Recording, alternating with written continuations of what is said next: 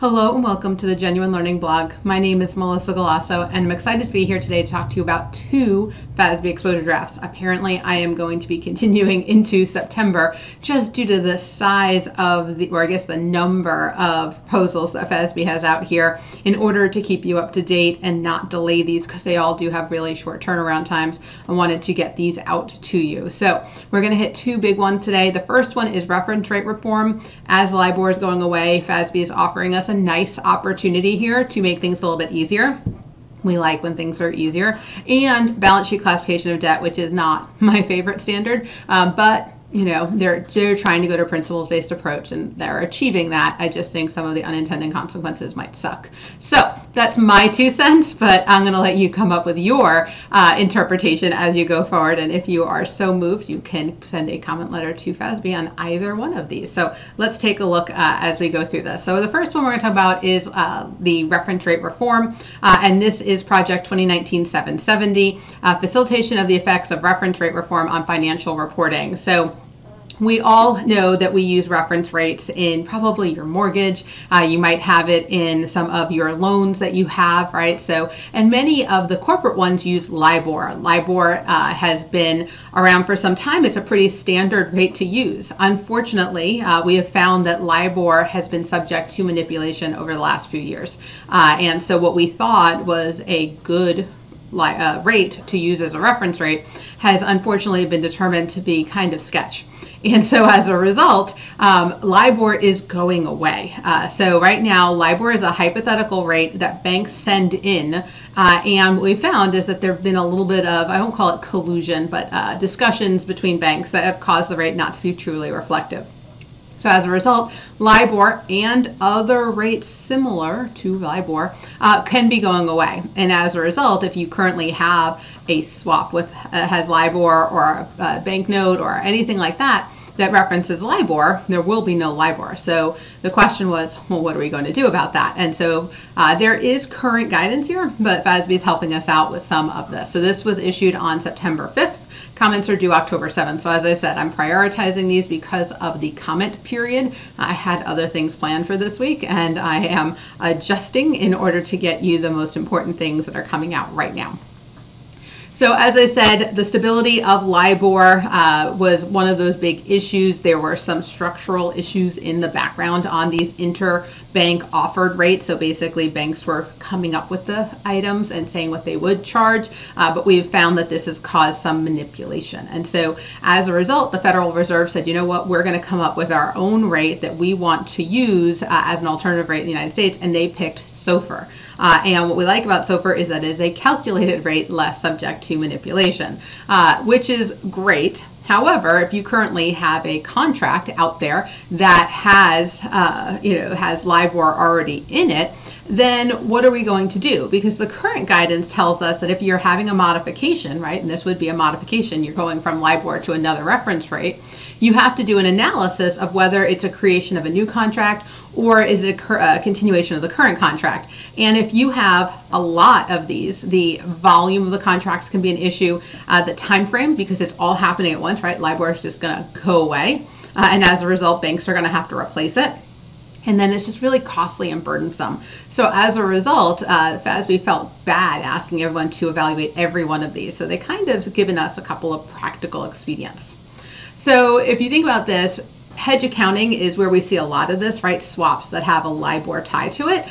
If you have a change in your reference rate, it could also disallow the application of hedge accounting, which was the whole reason why you entered into the hedge to begin with.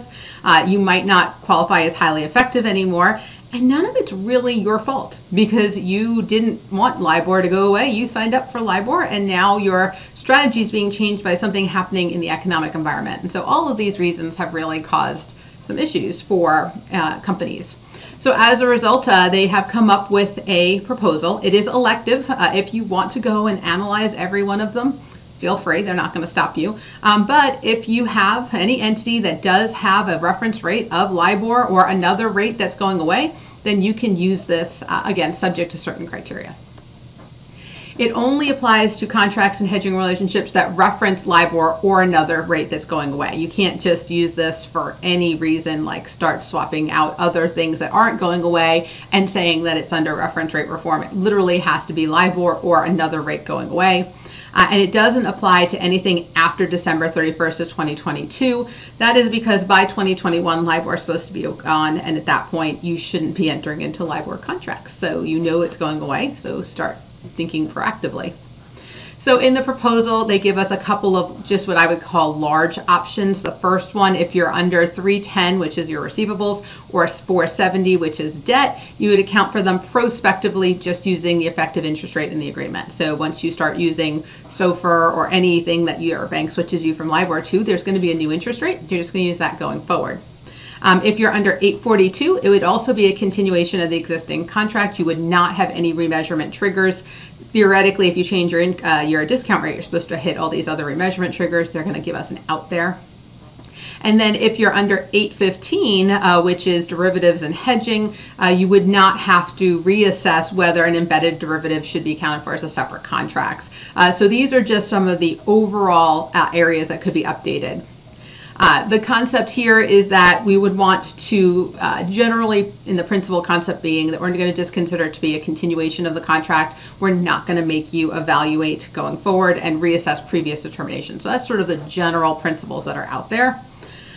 They should be applied, though, consistently, so you can't pick and choose. Once you're in a particular topic, subtopic, or industry subtopic, you should do that for all of the contracts, and that you can't, select which ones you want to use reference rate reform for. There are additional practical expedients if you are in 815 for critical terms, fair value hedge, cash flow hedge. There are even more items there. I'm not going to go through all of them today. I want you to know they're out there, so if this impacts you, please make sure that you're talking to your lawyers, your banks, trying to decide how you're going to handle reference rate reform, because when LIBOR goes away, we don't want people, one, shocked that it happened, or two, unprepared.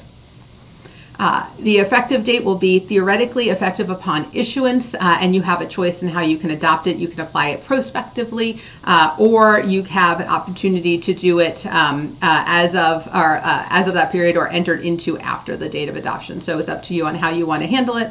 It does not apply, again, as we said, after 1 year, they're taking this away. Because theoretically, we already have accounting for modifications. They're just simplifying it because of, as I said, the volume, the fact that you didn't really do it yourself, and the concepts behind that. So that's really what's driving this. So effective upon issuance, kind of a choice in how you adopt it. The second ED is balance sheet classification of debt, and this is whether something should be current or non-current. So this was just issued this week, so September 12, 2019. Comments are due October 28, 2019. But the big deal here is that it's trying to find a principles-based approach, which makes sense because today we have all these really strange rules, and they're very fact-based, and so you have to, sort of like the old revenue rules, you have to know where to look in the guidance. And so it's very patchwork. It kind of addresses things on a one-off basis. And they said, we want to go to a principles-based approach, which I love. I think that's a great idea. I'm totally on board with that. The outcome, however, can be somewhat problematic. So this is not our first rodeo with this. This is actually a re-proposal. So they actually put out a proposal back in early 2017. So again, it's been around for a while. And they only received 29 comment letters, but all of those comment letters raised additional questions. And so they went back to the staff and they did some re-deliberations, and then they had to do some changes as a result of it. So they have decided, instead of just doing a final ED, they want to see, with all these changes that they've made to it, is there anything that's sort of a fatal flaw in the process? So excited that they didn't just issue a final standard, and they asked us for our help. So this is going to only impact you if you prepare a classified balance sheet. Not all entities do, but if you do prepare a classified balance sheet, this will impact you. And it impacts debt arrangements. And so again, a debt arrangement provides a lender with a contractual right to receive consideration and a borrower with a contractual obligation to pay consideration on demand or on fixed or determinable dates. And it applies to convertible debt, liability classified, mandatory redeemable financial instruments, and leases. So it's a pretty big standard in that respect. So again, we wanted what they called overarching cohesive principle for debt classification. Is it current? or is it non-current? And I'm totally on board with this, right? So people have said that it's very complex knowing where to go today. A very fact-based approach doesn't really work for them. They wanted to make this easier. So the overall principle, an entity would classify an instrument as non-current if either of the following are met as of the balance sheet date. And that's the key term, right? It's balance sheet date. We don't care what happens after the balance sheet date.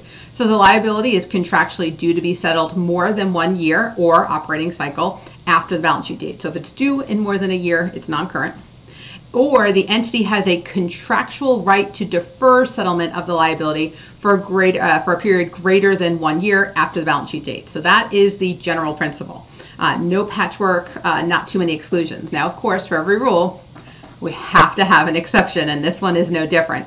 So it's going to continue to require that an entity classify debt as a non-current liability when there's been a debt covenant violation, but the entity receives a waiver. And these waivers typically come after the balance sheet date. So they've made an exception to the principles, but it's actually maintaining current GAAP. So current GAAP also allows this, but they would actually be able to, if you hit a covenant violation, typically it becomes due upon demand, and then they waive their right to that due upon demand, making it back to long term. If you get that waiver, then you could go back to having your non-current, even though that waiver came in after the balance sheet date.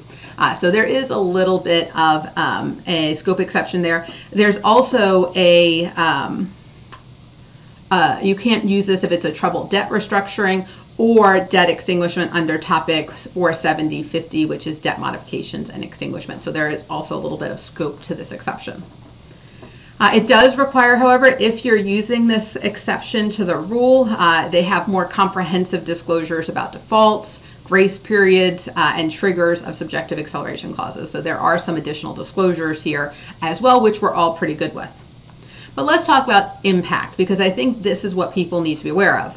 If you refinance after the balance sheet date, it doesn't matter. It's going to not be considered. Current GAAP allows you, if you do it before you issue financial statements and you say you started going through the refinancing in October, but the refinancing finishes October 10th and you have a 12/31 year end, it's basically so sad, too bad. It happened after the balance sheet date, so it was current at that point in time, and so you have to label it as current.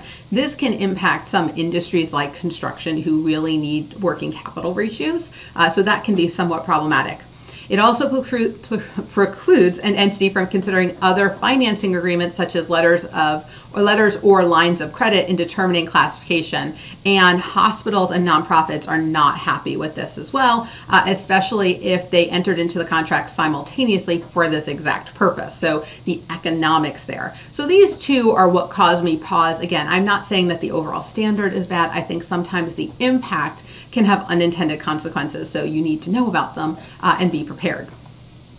Another area that we do appreciate here are subjective acceleration clauses or material adverse change clauses. We call these SACs and MACs. Today, you actually have to do a probability assessment to consider the likelihood of acceleration, and which could cause something to be current when it would otherwise be non-current. The good news is this actually removes that probability assessment. It goes back to just like the requirements say. So the subjective acceleration clause would affect classification only when triggered. So that would be the change there.